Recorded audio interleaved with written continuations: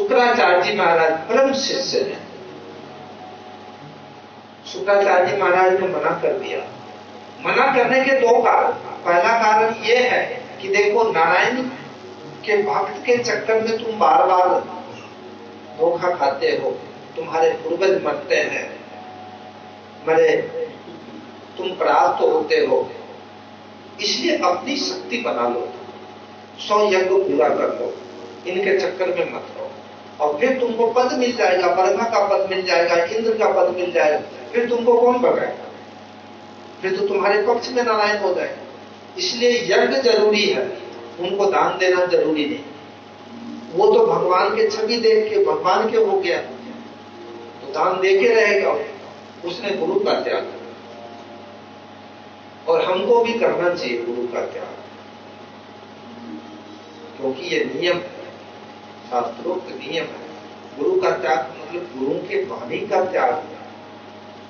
कहते हैं 3 जगह वापस नहीं जाना चाहिए।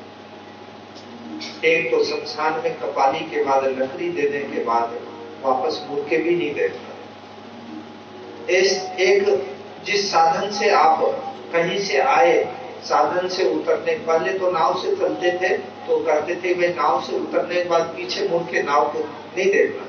अभी हम ट्रेन से जब उतरते हैं तो आगे देखते हैं कि किस साधन से बैठ के मुझको कहाँ जाना, पीछे ट्रेन को कोई नहीं देखता। और एक गुरुकुल से शिक्षा दीक्षा पूर्ण करने के बाद वापस कभी गुरुकुल में नहीं जाना।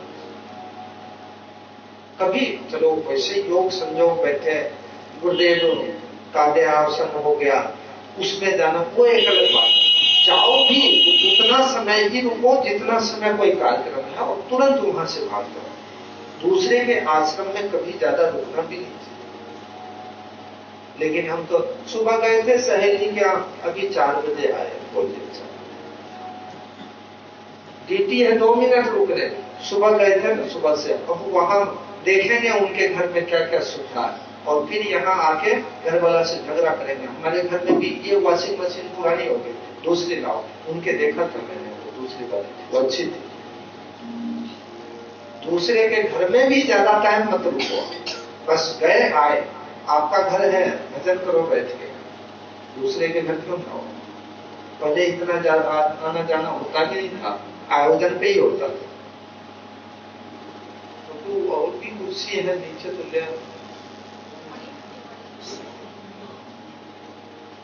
इस तरह से शुक्राचार्य जी ने मना किया। मेरा मत यह है, जैसे मैंने अध्ययन किया उस तरह से बताया कि गुरु का त्याग भी करना चाहिए, गुरु के प्रति आसक्त नहीं होना, और गुरु को भी शिष्य के प्रति आसक्त नहीं होना है। और इसकी पुष्टि मैं तुलसी बाबा से कर देता हूं। तुलसी बाबा ने उत्तरकांड में लिखा है, हरे शिष्य धन सो कन हराई, सो गुरु और नरक में पर। हरहि शिष्य धन शोक न हरहि, सो गुरु और नरक में पर। जो शिष्य का कल्याण नहीं चाहता है, शिष्य के प्रति आसक्त हो गया कि कल ये शिष्य आएगा तो मिश्री मावा आधा किलो लेके आएगा, जिसके बाल भोग चलेगा, सेब भर लेके आएगा या दक्षिणा दे जाएगा। ये भाव अगर शिष्य के प्रति गुरु का हो गया तो वो गुरु नरक में जाएगा। इसीलिए गुरु का ऐसा भाव नहीं होना चाहिए। भगवान 3 पग जमीन मांगते हैं और बलि देने के लिए तैयार। गुरु जी ने मना कर दी और गुरु जी का त्याग कर दिया बलि। तो वो दोनों एक साथ आप नहीं रख सकते हो ना।